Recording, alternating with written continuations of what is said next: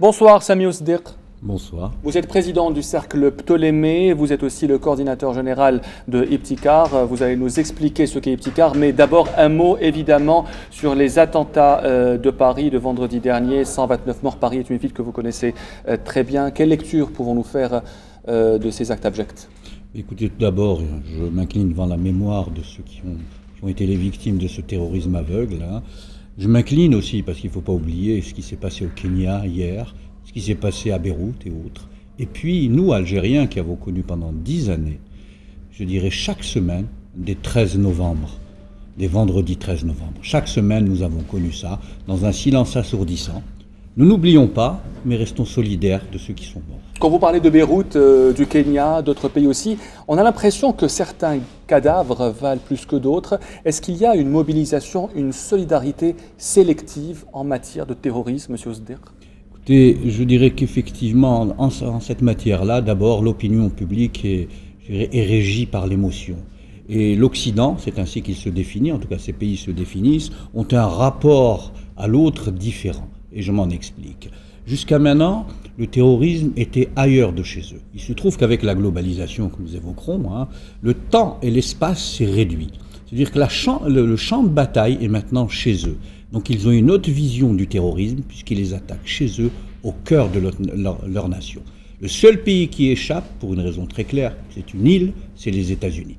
Ça veut dire qu'il y a eu un 11 septembre. Je ne sais pas si c'est un pays loin de tout, oui. Tout à fait, loin de tout. Donc ils peuvent avoir le luxe d'avoir une autre politique. Mais l'Europe aujourd'hui, il faudrait qu'elle prenne conscience que son sort est lié avec l'autre partie du monde. Ça veut dire ce qu'on appelle l'Orient. Alors, avant de parler de la globalisation, un sujet qui vous tient à cœur, en un petit mot, c'est quoi Iptikar? Iptikar, c'est d'abord partie de la volonté de se dire, nous allons nous réunir, nous citoyens algériens, autour d'un socle de valeurs démocratiques, et j'insiste sur cette question-là, en disant nous allons développer, d'une certaine façon, l'action et la réflexion. Réfléchir sur une Algérie nouvelle, parce qu'aujourd'hui, malheureusement, il y a peu de discours d'hommes politiques ou autres qui nous parlent de l'avenir de l'Algérie, celle de demain, mais aussi celle d'après-demain. Nous sommes coincés dans le présent. Nous allons réfléchir sur ça et nous allons porter nos idées sur, je dirais, le terrain de la citoyenneté et bien évidemment de la scène politique. Et quel rôle a la globalisation dans tout ça? Est-ce qu'elle est contrôlée? Est-ce que nous sommes partie prenante de cette globalisation? Écoutez, nous avons pu vivre dans une certaine forme de splendide isolement pendant 50 ans. Nous avons, grâce à l'argent de la rente, nous avons pu échapper d'une certaine façon au temps mondial. Aujourd'hui, compte tenu de la situation algérienne, celle qui est la nôtre aujourd'hui, tout ça nous rattrape. Nous allons basculer dans une mondialisation qui est une mondialisation sauvage, dans laquelle nous ne sommes pas préparés. Vous avez parlé rapidement de l'accord d'association, c'est un exemple type. Il a été signé en 2005. Nous avions 10 ans pour nous mettre à niveau. Regardez le bilan en année. Alors, vous avez parlé de la rente, une rente qui se raréfie aujourd'hui. Les réserves en devises fondent comme neige au soleil. La crise est là, même si le gouvernement ne veut pas l'avouer. Où en est-on aujourd'hui, Monsieur Ousdir, dans la crise économique en Algérie? Est-ce que c'est aussi grave qu'on le dit? Écoutez, de mon point de vue, la situation est extrêmement sérieuse. D'autant plus qu'effectivement, nous pouvons parler de la crise économique parce qu'elle nous concerne tous. Le citoyen, c'est ce qu'il voit, son pouvoir d'achat. Mais je dirais que c'est un empilement de crises. Et tout ça fait une crise inédite dont l'Algérie contemporaine n'a jamais connu ça. C'est très important. Souvent, on parle de la crise de 86, 88 ou autre, mais il faut savoir... C'est plus grave? Bien évidemment. Mais les membres du gouvernement disent que, contrairement à 86, la marge de manœuvre est plus importante maintenant. Est-ce que c'est vrai? Écoutez, l'Algérie a changé. Il est extrêmement compliqué de comparer l'Algérie de 86 à celle de 2015. Nous étions peut-être 28-30 millions, nous sommes plus de 40. Les choses changent.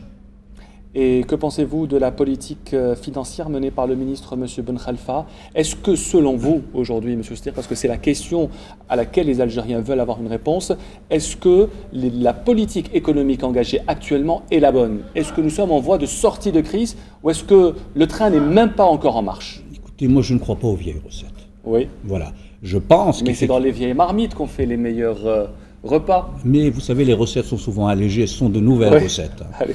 Et c'est très important parce que je pense qu'aujourd'hui, il faut véritablement quasiment une révolution culturelle du point de vue, je dirais, de la méthode et de l'action. Et ça, c'est important. Maintenant, de ce qui s'est fait, moi, je ne vois pas comment cela a pris sur le réel du citoyen.